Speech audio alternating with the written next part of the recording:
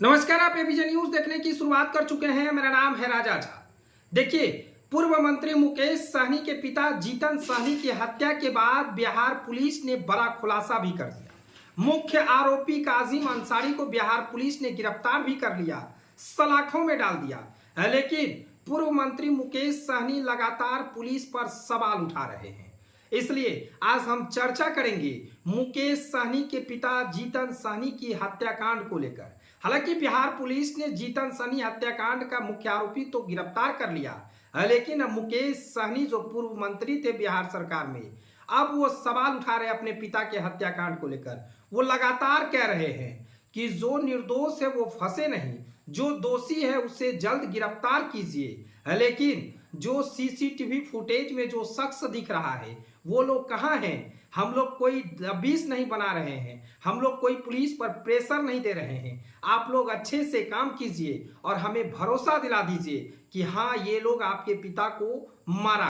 फिर मुकेश सहनी पूछ रहे हैं कि जिस धारदार हथियार से हमारे पिता की हत्या की गई है वो हथियार कहाँ है? पुलिस अब तक वो हथियार को बरामद क्यों नहीं किया है? तमाम तरह की बातें मुकेश सहनी लगातार दिए गए मीडिया के इंटरव्यू में कह रहे हैं। वो कह रहे हैं कि पुलिस के इस खुलासा से हम संतुष्ट नहीं है। जिस तरह से पुलिस कह रही है कि लेन देन की प्रक्रिया में उनके पिता की मौत हुई है, उनके पिता की हत्या हुई है, ऐसा कुछ नहीं है। मुकेश सहनी ने कहा कि हमारे पिता लगातार गरीबों की मदद किया करते थे और कोई गरीब अगर हमारे दरवाजे पे आते थे और कहते थे कि हमें शादी करनी है और इतने पैसे की जरूरत है तो हम इतने दिन में वापस कर देंगे, इसलिए हमारे पिताजी वो पैसा दिया करते थे। लेकिन लेन देन की प्रक्रिया जिस तरह से वो कह रहे हैं ब्याज पे पैसा, इस तरह की बातें कुछ नहीं है। हम पुलिस पे कोई प्रेशर नहीं है, हमें सरकार पर भरोसा है, बिहार पुलिस पर भरोसा है कि हमें उचित न्याय मिलेगा। लेकिन हम बार बार कह रहे हैं कि जो निर्दोष हैं उसे मत फंसाया जाए, जो दोषी हैं उसे गिरफ्तार कीजिए, उसे सलाखों के पीछे डालिए। मुकेश सहनी ये भी कह रहे हैं कि जब हमारे पिता की हत्या किया गया तो वो हथियार कहाँ है? मुकेश सहनी ये भी कह रहे हैं कि हम कोई प्रेशर नहीं दे रहे हैं पुलिस पर, आप अपना काम कीजिए, अच्छे से कीजिए, लेकिन हमें भरोसा दिलवा दीजिए कि ये लोग हमारे पिता की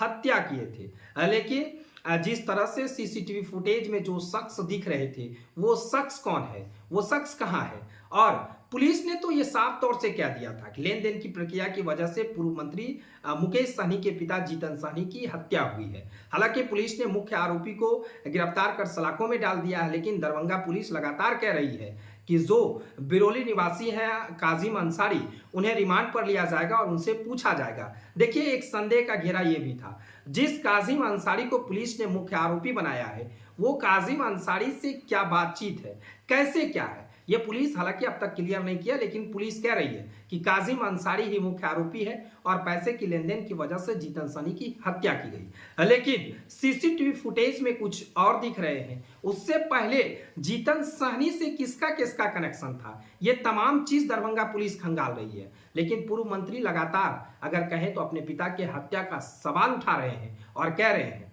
कि जो निर्दोष है उसे मत फंसाइए, जो दोषी है उसे फंसाइए। हम संतुष्ट हैं, आप लोग अपना काम कीजिए, हम प्रेशर नहीं दे रहे, लेकिन सटीक लोगों को गिरफ्तार कर सलाखों में डालिए। और हम ये चाह भी रहे हैं, हम आपकी मदद कर रहे हैं, हमें सरकार पर पूरी भरोसा है। लगातार मुकेश सहनी बिहार पुलिस पर सवाल खड़ा कर रहे हैं। फिलहाल ये खबर आपको कैसा लगा कमेंट सेक्शन में बताएं। अगर आप नए हैं तो हमारे चैनल को सब्सक्राइब कर लीजिए। तब तक के लिए धन्यवाद।